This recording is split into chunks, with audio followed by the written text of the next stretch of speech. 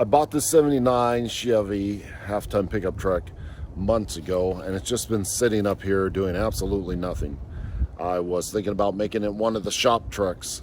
I have a bunch of shop trucks, and none of them seem to run properly. So there's another one over there. That one has a rusty frame. There's another one back in my house that actually runs pretty good. It's just super rusty. Not that this isn't super extra rusty, but it's a square body, and that seems to be what everybody's into nowadays. Let's have a look at this real quick. Like I said, it is rusty. The fenders are rusty. The doors are rusty. The rocker panels are rusty. The bed is extra rusty inside and out. You can't see. Yeah, you can. There you go. There's holes all in the side of the bed. The tailgate, yeah, well, the tailgate's okay. The bumper's even rusty. I don't know how that happens. The rims don't match. It's got some rallies up there. Got some stock Stillies back here. More rust. Window's broken out. That's rusty. That fender's rusty, but not as bad. Let's see, the front bumper's okay. Even the hood is rusty. Real rusty. The grill's okay-ish. That's pretty much it. Let's have a look under the hood. It's got this awful 6-cylinder engine in it. I don't know why. Gas crunch issues, but this is pretty gutless.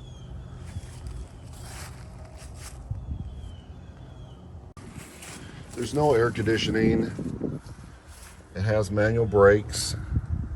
It has manual, yeah, no power steering pump. It has manual steering. Nope, I lied. There's a power steering pump hiding right there. So it has power steering, manual brakes, no AC. Of course, no power anything inside the cab. It does have an automatic transmission in it. Let's have a quick look inside and see what we have here. Another one of those seat covers from 1975. It's covering up probably a lot of nastiness. Look at that rocker panel. That rocker panel is, man, that is bad. Usually if that rocker panel's that bad, it's eating into the floor there. Oh, the dashboard's all cracked up. It does have a cool CB radio. High gain CB transceiver. That's cool. Oh, what's in the glove box? Well, a flashlight, fuses, a little bit of paperwork. Yeah. Get in there. Ooh, there's a tire pressure gauge. Yeah. That's probably doesn't work. The mirror fell off. There's a mirror crack in the windshield, missing the horn button. Decent door panels. There goes the window. Yeah, it kind of works. Okay. Well, it's got a sliding back glass window that's been left open for who knows how long. Oh, that still works. Yeah. Wow. That's all that took. Got a spare tire. So that's maybe that's a steel rim. That's a steel rim. That's a steel rim. So okay. You got a steel rim on the back. Just this one. I thought that was rally. It's not even a rally, that's steel too, but the one in the back matches all of these. There's a hubcap on it, so that's a plus. Well, let's get back underneath the hood of this thing and let's have a look at this oil. See what we have here. Oh, that is over full and looks kind of runny. So it probably has a little bit of gasoline in it. Wonder why it's so watery. Maybe the rings are bad. Maybe those spark plugs are bad. Maybe he's getting a whole bunch of fuel into the cylinder and just washing down past the rings and going into the crankcase. But well, it's got oil. And yeah, well, let's throw the battery charger on it and see if it'll fire up. Now we're ready to go. We got a good hot battery in here. I pulled out the Belvedere since, you know, we yanked the engine out of that and don't need it anymore. So let's give it a couple cranks and see what she has. All right, got a little starting juice here in the old Pepsi bottle. I'm gonna go ahead and toss this down the carburetor. The good thing about these 6 cylinders, you got this big old vent to pour all your gasoline down the float bowl. A lot easier than a quadrajet with those little tubes, or a Holly. So that ought to be enough gas to get her fired up if she's gonna fire. Yeah, let's give it a try real quick.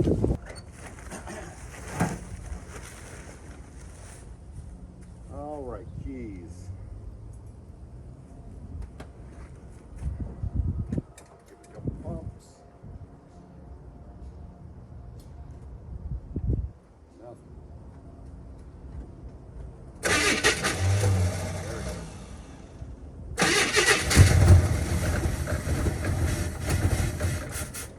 Almost.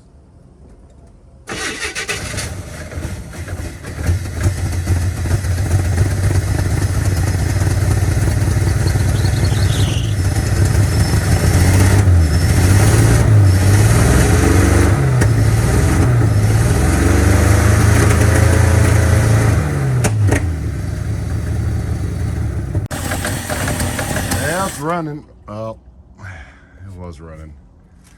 Running pretty awful. Fire that up again.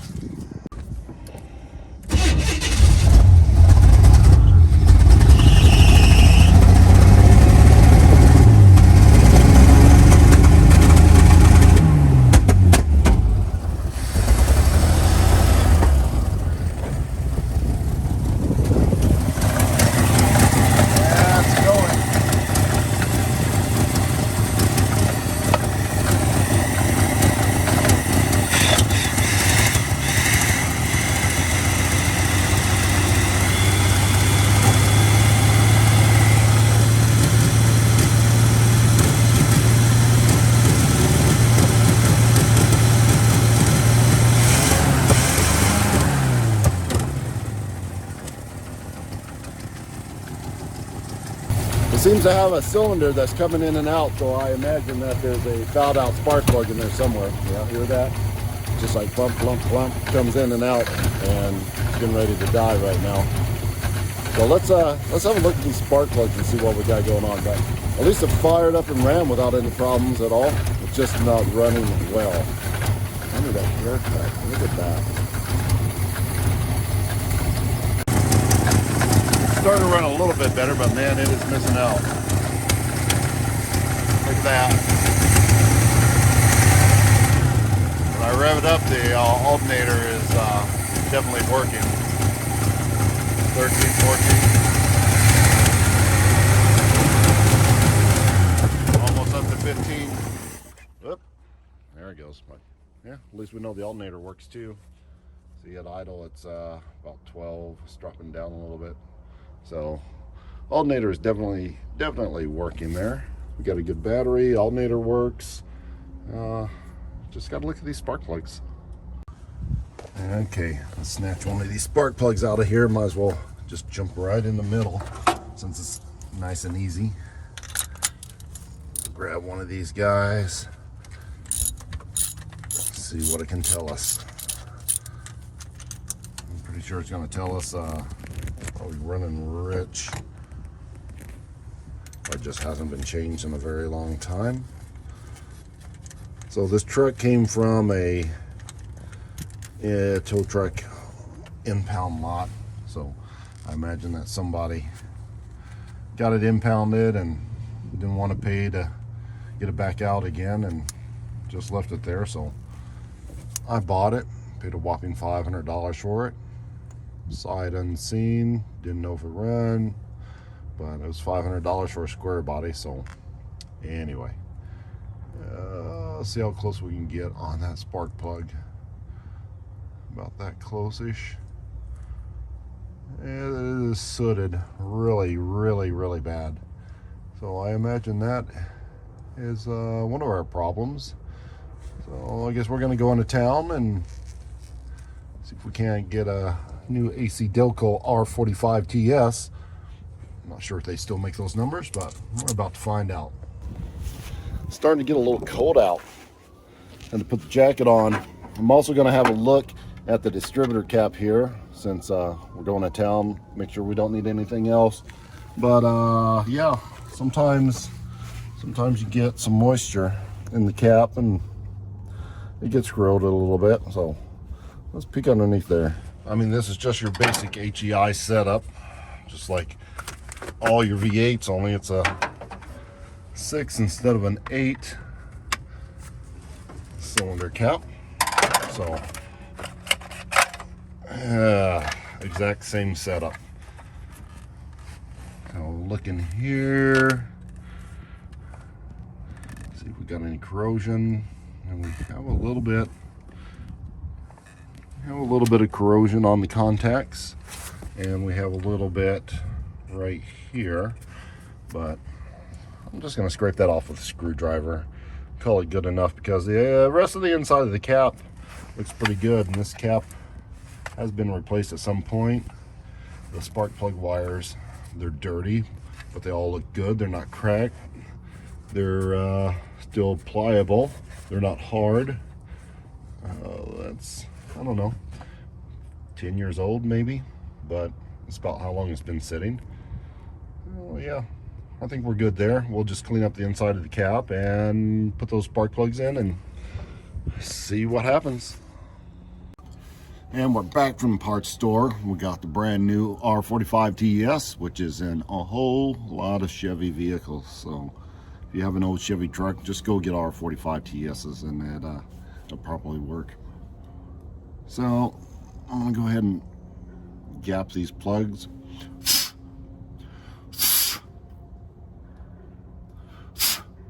Okay, that's gapped. Actually, there's some dirt in there. I dropped it on the ground. There's still a little dirt in there.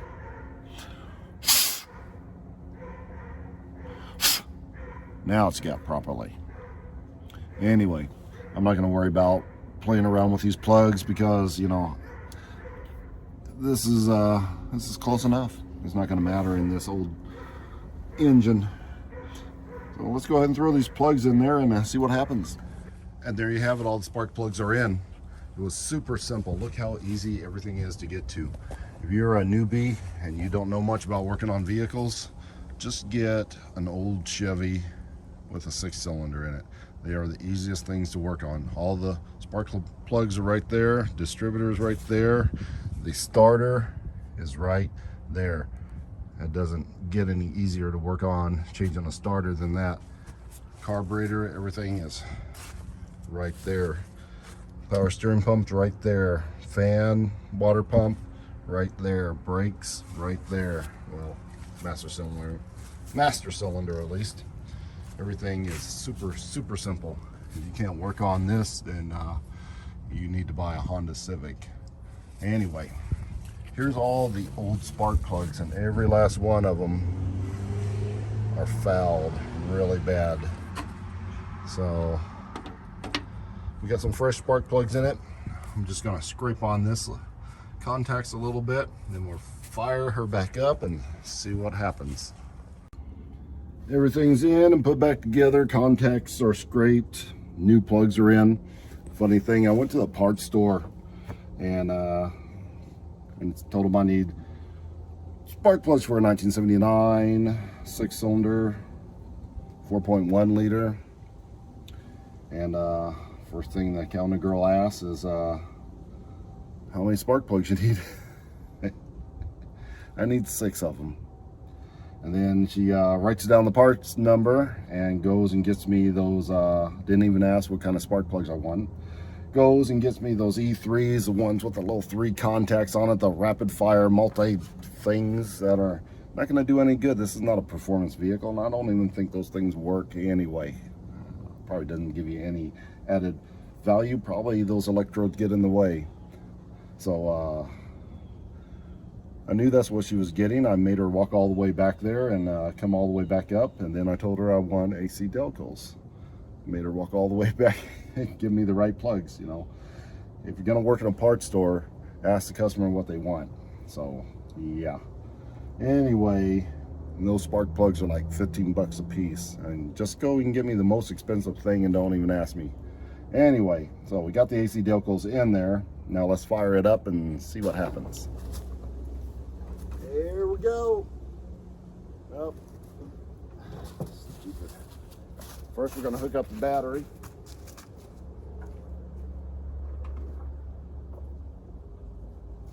Hopefully we don't have to put the jumper pack on that. Give it a pump. I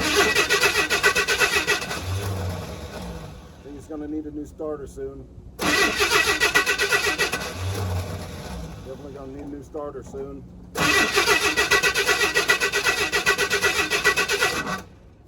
Yeah.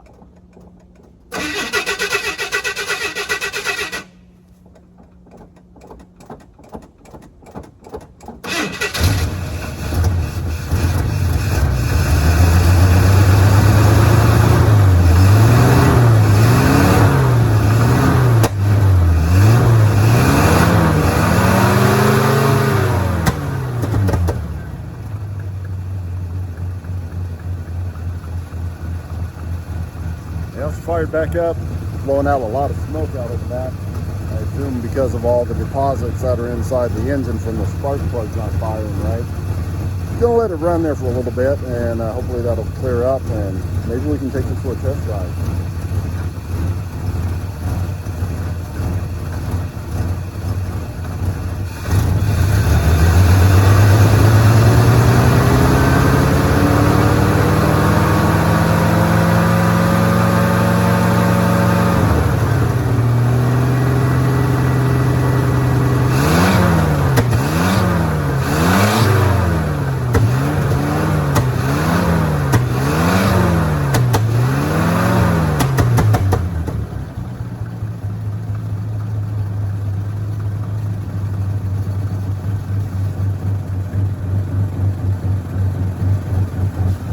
Starting to sound a little bit better.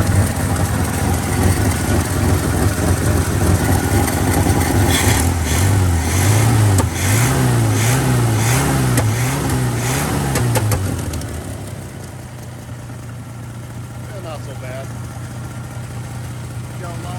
Gotta love that flex hose right there with the little bulging metal piece. Protect the hose there so it doesn't run up against it tonight. I think that's so much easier than just going to the parts store and, you know, getting the proper hose, I guess. Well, while she runs, we're gonna pump up the tires and get the transmission fluid, and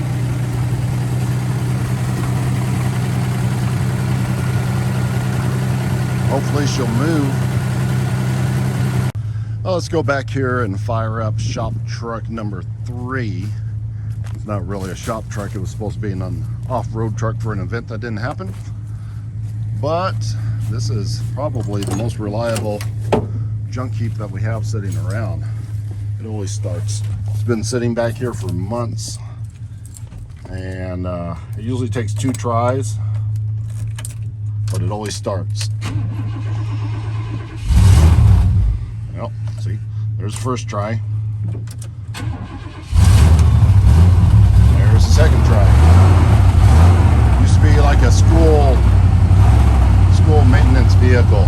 That's why it's yellow on the inside. Painted it black and white, and it was like a police truck before, and we were going to have some off-road fun with it. It's a 4-wheel drive, everything works. It just has a rusty frame on it, that's all. And yeah, it's a good running truck. So we'll just use this old boy here to pump up the tires on the old shop truck, since we're using my main truck as a workbench right now, and this needs to be started and run anyway. So let's air up those tires.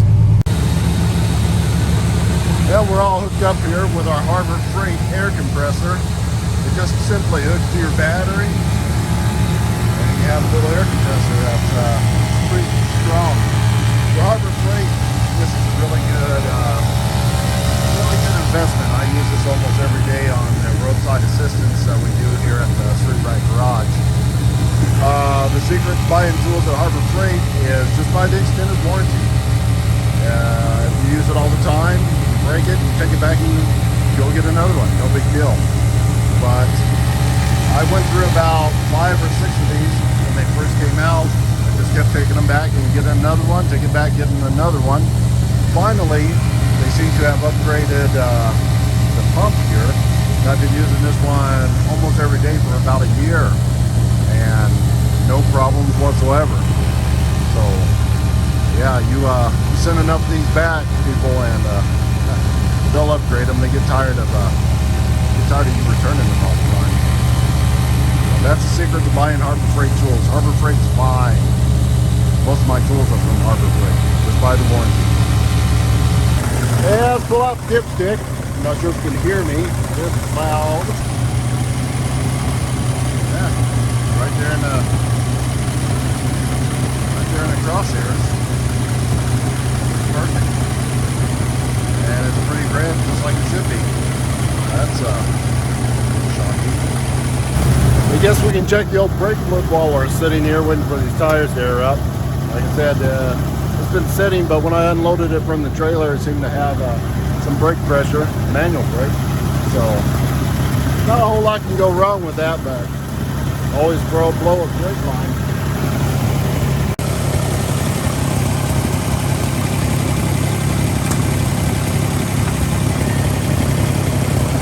That's stuck.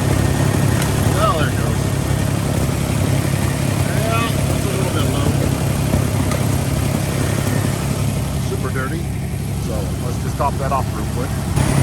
Pour a little juice down there. Down there. There we go. Your brakes really shouldn't be low on fluid. If they're low on fluid, you know, probably one or two things. Just need to replace the brake pads because of that worn. The caliper's going out so far. Or you got a leak somewhere. That's not good. Okay, I just shut it down to check everything. Looked at the oil again. It's still thin. We need to change that definitely.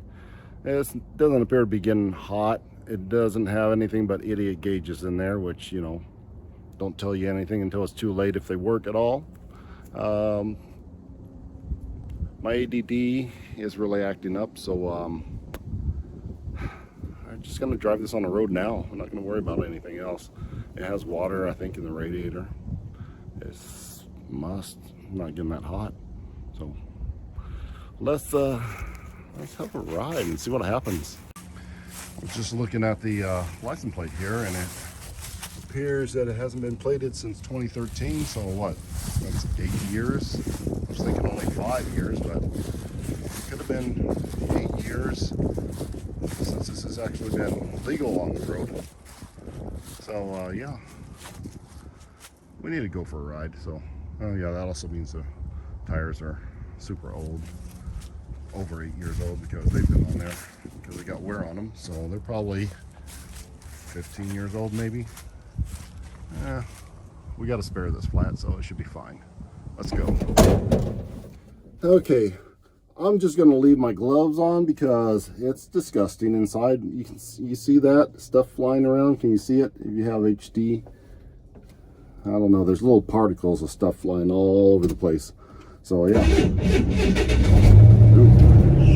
I think the timing's advanced a little bit too much on that. That was starting a little bit hard. Let me check that distributor real quick. I just backed off the distributor a little bit. Nope, I advanced it. Let me try that one more time. Okay, now I retarded the distributor a little bit. Oh, that's way better. Belt squeaking. Yeah, that's one way. That's one way you know if your timing's advanced a little bit too much. You let this sucker warm up and shut it down. When it's nice and warm, if it seems to start a little bit hard, then you know, hey, my timing's advanced a bit much. So I want to back that off a little bit. Let's go for a ride.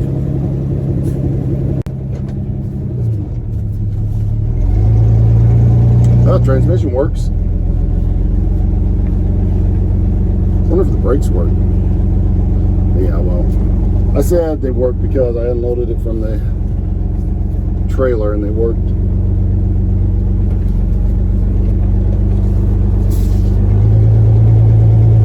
I don't know how well. Manual brakes. Okay. Yeah, they work. Ish. Actually, they work pretty good. For manual brakes.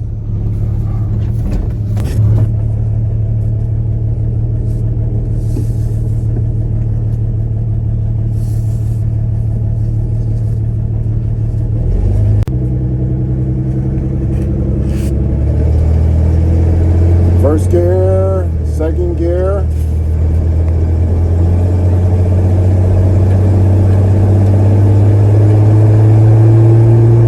Third gear. All right, we got reverse in all three gears, so that's a plus. Yeah, this is running pretty good.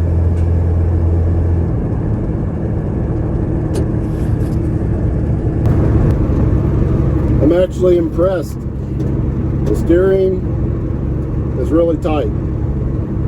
That is unusual, very unusual. It doesn't appear to be smoking any longer. Let me test the brakes real quick. Well, they pull to the right.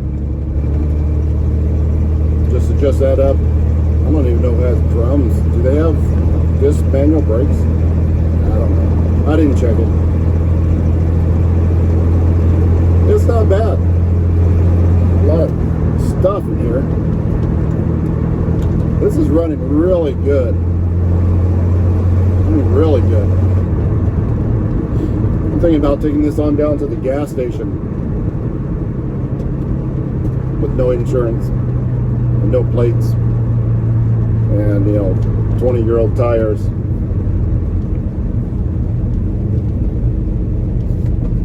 Why not?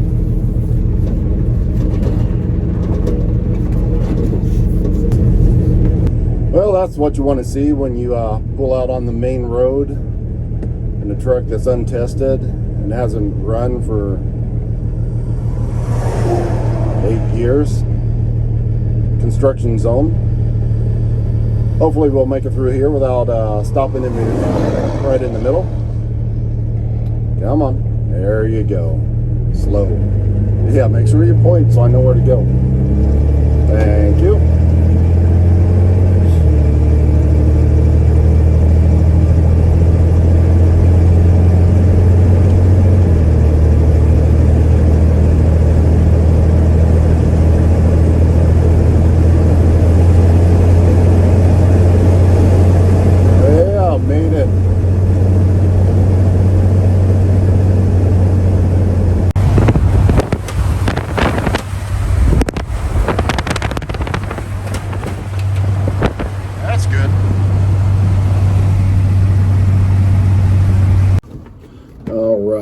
Got a little gasoline in it.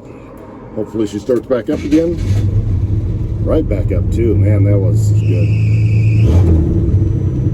So the oil pressure light and generator light came on when I started it. So we know at least the lights work-ish, maybe. The idle's a little high. Maybe I got a vacuum leak somewhere. Take her on back home. As long as we make it, we'll call that a successful trip. I washed the windows too. They were dirty. Now I can actually see before I run off into the ditch.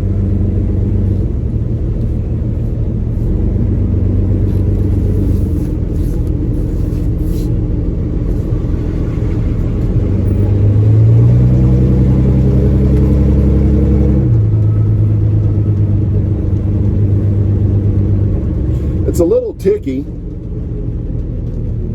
May have something to do with the really thin oil that's in it. So yeah, maybe next time out we change the oil, put something a little thicker in it, because this is going to be worn out. Got it up to about 50-55 miles an hour. Didn't seem to have a whole bunch more. I'm sure we could get up to 65 or so. But yeah, good enough. Starting to pull a little bit to the left. That only at a lower speed. Wonder if that tire's holding air. Seems to quit now though. That's weird. It shifted a little funny there at first as well, but you know, that's to be expected. I really can't see what's behind me, so every now and then I have to turn around and check to make sure there's no flashing lights. We're out in the middle of nowhere. There's not a whole lot going on here. Not like the big city where anybody actually cares what kind of junk you drive down the street.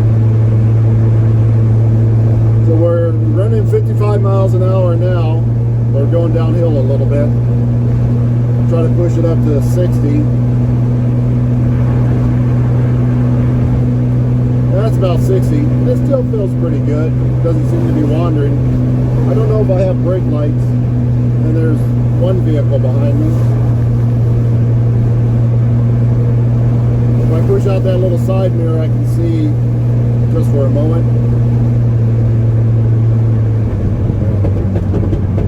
We better use some hand signals just in case the turn signals aren't working. Not sure. So I bet they're used to it. Man, these manual brakes are tough. You get spoiled driving power, everything all the time. Jump into something manual brakes and what have you. It's a little bit different. Power steering feels nice though.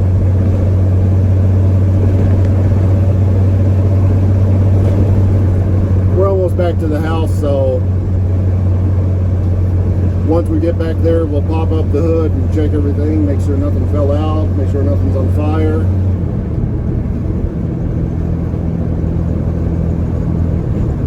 Hopefully we can call it good. Enough.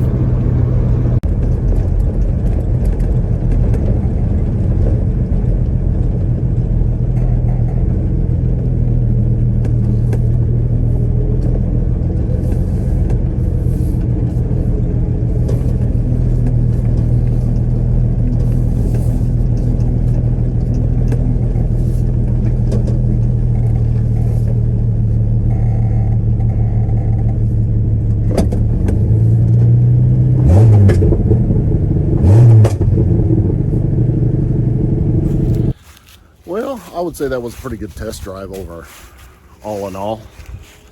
It did everything it was supposed to do, especially for sitting as long as it has. Let's have a check underneath this hood and see what we have going on. Yeah, we definitely got a little smokage, but that is to be expected. I don't see anything leaking. Yeah, there's some old nests there.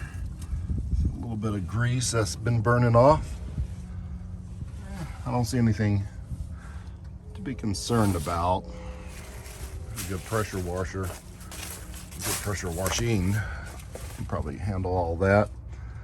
It doesn't appear to be anything leaking on it. That distributor, it probably needs just a hair more of anti-advance in it. A little retard there. Can you still say that? I don't know. But we de-advanced the timing. How's that? So let's put the cap on and see if it starts easy, since we ran it and got it nice and hot. All right. Oh, that started up real nice. Should tighten up that belt. Try that one more time. Oh, fired right up. That's just what we needed, just a little de-advance there.